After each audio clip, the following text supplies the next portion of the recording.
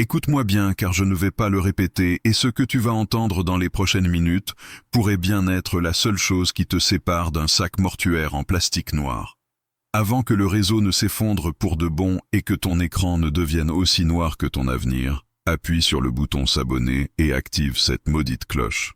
Pas pour me faire plaisir, mais pour te donner une chance. Laisse un commentaire en bas, dis-moi quel est l'objet inutile que tu as dans ta poche en ce moment, et je te dirai s'il va te tuer ou te sauver. On y va. Regarde par la fenêtre. Ce monde de béton, de verre et de livraison en 24 heures est une illusion, une parenthèse fragile dans l'histoire brutale de l'humanité. Tu penses que la civilisation est un rocher inébranlable? Faux. C'est une fine couche de glace sur un lac profond et glacé, et ça commence à craquer. Quand tout s'arrête, quand les lumières s'éteignent et ne se rallument pas, quand l'eau ne coule plus du robinet, tu ne seras plus un comptable, un étudiant ou un ouvrier. Tu seras un sac de 70 kilos de viande, d'eau et d'angoisse, essayant désespérément de maintenir une température interne de 37 degrés Celsius, alors que l'univers entier conspire pour te ramener à zéro. Bienvenue dans la réalité. Ici, il n'y a pas d'espoir. Il n'y a que de la thermodynamique et de la biologie impitoyable. Oublie les films. Oublie les héros qui courent avec des fusils d'assaut et des sacs à dos. Tactique flambant neuf. La première règle brutale que personne ne te dit, c'est que tu n'es pas le héros de cette histoire. Tu es une cible. La survie n'est pas une question de combat, c'est une question de gestion de l'énergie. Ton corps est une machine biologique, un moteur thermique qui brûle du glucose pour lutter contre l'entropie. Chaque mouvement inutile est une dette que tu ne pourras peut-être pas rembourser. La peur est ta première ennemie, pas les pillards. La peur déclenche le cortisol, elle accélère ton rythme cardiaque, elle te fait brûler tes réserves de glycogène en quelques minutes, alors que tu devrais les conserver pour des jours. Respire. Le premier outil de survie n'est pas un couteau, c'est le contrôle de ton amygdale cérébrale. Si tu paniques, tu es mort. Si tu cours sans but, tu es mort. Parlons de l'eau, la priorité absolue après l'oxygène. Tu crois que tu peux boire n'importe quoi si tu es assez désespéré? La dysenterie te tuera plus vite qu'une balle. Elle te vide de tes fluides par le bas plus vite que tu ne peux les ingérer par le haut. C'est de la physique des fluides simple. Mais tu n'as pas de filtre céramique à 300 €, on s'en fiche. Tu as des déchets. Regarde autour de toi. Une bouteille en plastique vide, c'est de l'or. Coupe le fond. Trouve du tissu, n'importe quoi. Même une chaussette sale fera l'affaire si c'est tout ce que tu as. Bourre-le dans le goulot. Ensuite, cherche du charbon de bois. Pas des briquettes. Chimique pour barbecue, mais du vrai bois brûlé. Le charbon est une merveille de la nature. C'est du carbone poreux. Au niveau microscopique, il a une surface gigantesque qui piège les toxines et les métaux lourds par adsorption chimique. Écrase-le, mets une couche épaisse. Ajoute du sable par-dessus pour filtrer les particules, puis des cailloux. Fais passer ton eau sale là-dedans. Ce n'est pas parfait, tu dois encore la faire bouillir pour tuer les virus et les bactéries, car la chaleur dénature les protéines de ces organismes, elle détruit leur structure même. Si tu ne peux pas faire de feu, utilise les UV du soleil. Remplis une bouteille en plastique transparent, laisse-la en plein soleil pendant 6 heures. Les rayons ultraviolets détruisent l'ADN des pathogènes. C'est la science qui te sauve, pas la chance. Ensuite, parlons de ta peau et du froid. Le froid est un prédateur patient. Il n'a pas besoin de courir, il attend juste que tu fasses une erreur. L'hypothermie n'arrive pas que dans la neige, elle arrive dès que tu perds de la chaleur plus vite que tu n'en produis. Tu es assis sur le béton? Erreur fatale. Le béton est un dissipateur thermique massif. Par conduction, il aspire ta chaleur corporelle directement dans le sol. Tu dois t'isoler. Le carton est ton meilleur ami. Pourquoi? Parce que le carton onduleux emprisonne de l'air immobile. L'air immobile est l'un des meilleurs isolants thermiques qui soit. Empile du carton. Fais-toi un matelas. Si tu n'as pas de couverture, utilise des journaux froissés sous tes vêtements. Le papier froissé crée des milliers de petites poches d'air qui empêchent la convection de voler ta chaleur. Et si tu as des sacs poubelles, utilise-les, mais attention à la condensation. Ta sueur peut te tuer. L'eau conduit la chaleur 25 fois plus vite que l'air. Si tes vêtements sont mouillés par ta propre transpiration, tu gèles. Utilise le plastique comme dernière couche extérieure pour couper le vent, mais laisse une ouverture pour ventiler. C'est de la gestion d'humidité, Rien de plus. Maintenant, la sécurité. La règle du Greyman, l'homme gris. Tu dois être invisible. Pas invisible comme un fantôme, mais invisible socialement. Si tu te promènes avec un équipement militaire, tu cries au monde que tu as des ressources à piller. Tu dois avoir l'air aussi misérable, aussi affamé et aussi désespéré que les autres. Marche les épaules voûtées. Salis ton visage avec de la cendre. Cache ton sac à dos sous un vieux manteau trop grand.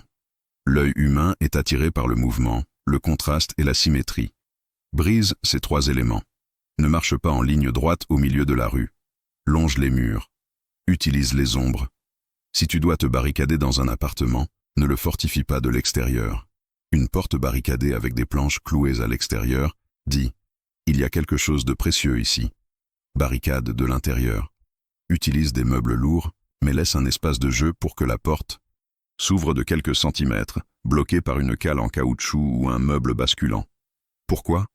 Pour voir qui est là sans exposer ton corps, et pour pouvoir tirer ou frapper à travers l'entrebâillement si nécessaire. Et pour l'amour de la physique, ne dors jamais près de la porte. Dors dans la pièce la plus reculée, idéalement dans une baignoire si les murs sont fins, car la fonte et la céramique offrent une protection balistique médiocre, mais meilleure que le placo. Crée des alarmes. Primitive. Une ficelle tendue à 10 cm du sol avec des canettes vides remplies de quelques cailloux. C'est simple, c'est de l'acoustique basique. Le bruit métallique résonne sur des fréquences que le cerveau humain identifie immédiatement comme artificielles et alertantes. Parlons nourriture et récupération.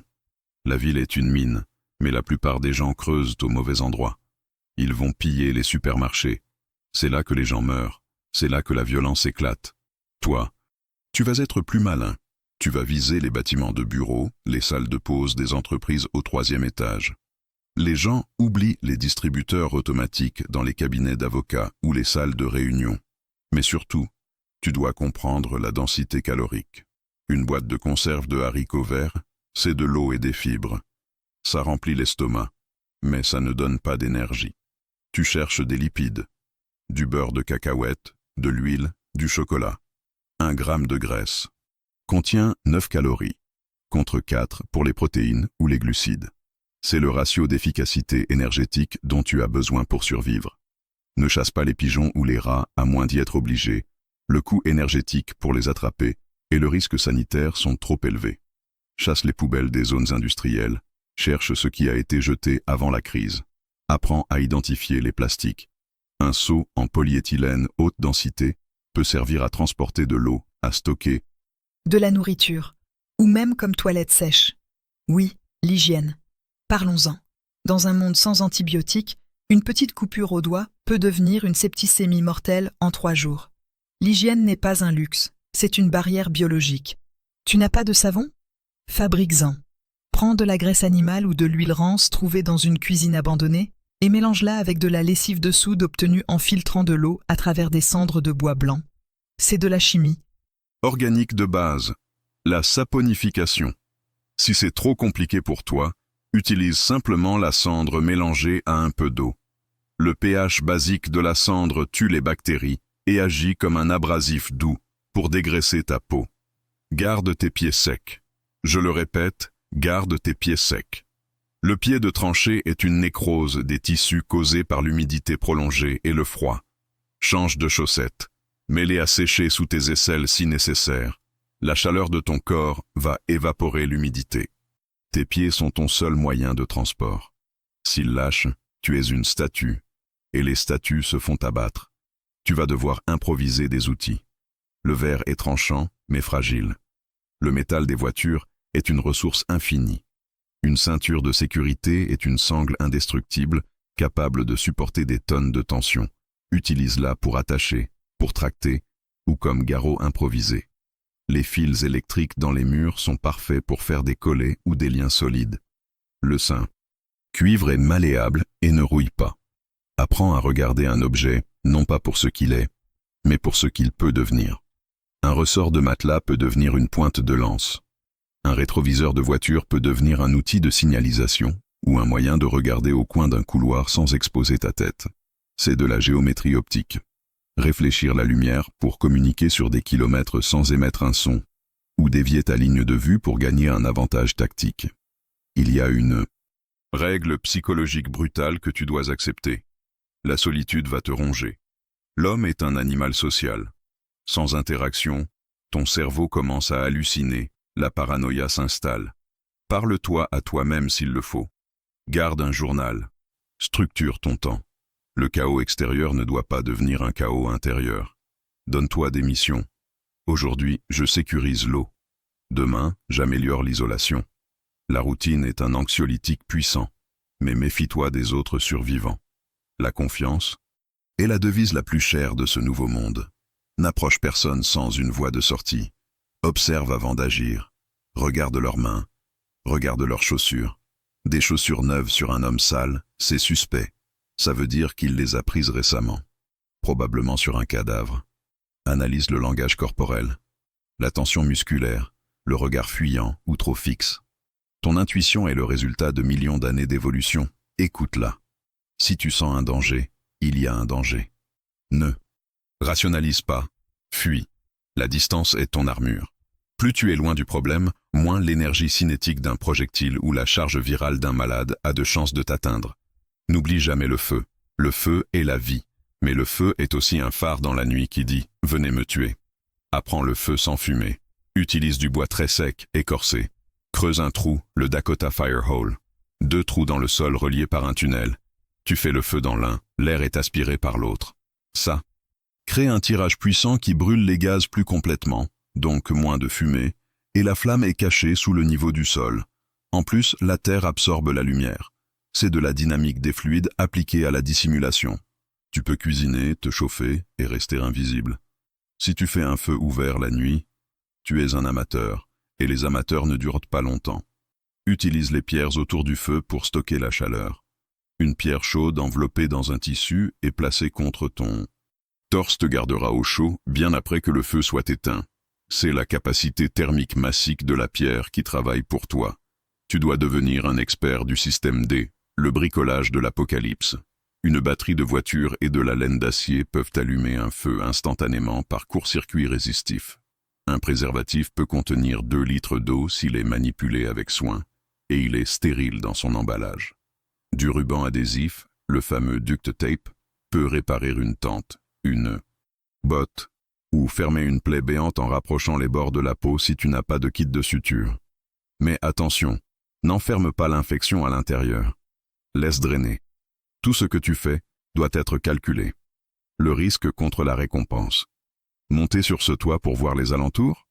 Risque de chute, risque d'être vu, dépense calorique. Récompense? Information. L'information vaut-elle les calories? C'est le calcul constant. Finalement, tout cela, toute cette technique, toute cette science, le filtrage au charbon, l'isolation thermique par couche d'air, la psychologie de la dissimulation, tout cela ne vaut rien si tu n'as pas la rage. Et je ne parle pas de colère, je parle d'une volonté froide et dure comme de l'acier trempé. La volonté de refuser l'inévitable. Il y aura un moment, je te le garantis, où tu seras mouillé, gelé, affamé, et seul dans le noir. Ton corps te suppliera de t'asseoir et de fermer les yeux. C'est si facile de lâcher prise. La chimie de ton cerveau va essayer de te séduire avec l'apathie. C'est là que se joue la vraie survie. Ce n'est pas dans ton sac à dos, c'est dans tes tripes. Tu dois trouver une raison, n'importe laquelle, aussi petite soit-elle. La haine, l'amour, la curiosité, ou simplement l'entêtement pur. Tu dois regarder la mort en face et lui dire « Pas aujourd'hui ». Tu dois te lever quand tes jambes tremblent. Tu dois manger ce qui te dégoûte pour alimenter la machine. Tu dois boire l'eau tiède filtrée à travers une chaussette, sale, et en être reconnaissant. Parce que tu es vivant. Et tant que tu respires, tant que tes synapses tirent, tu es le maître de ton destin.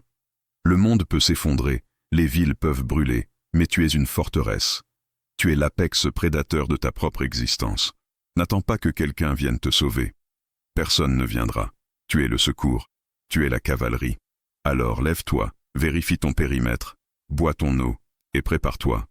La nuit va être longue, mais tu seras encore là pour voir le soleil se lever sur les cendres.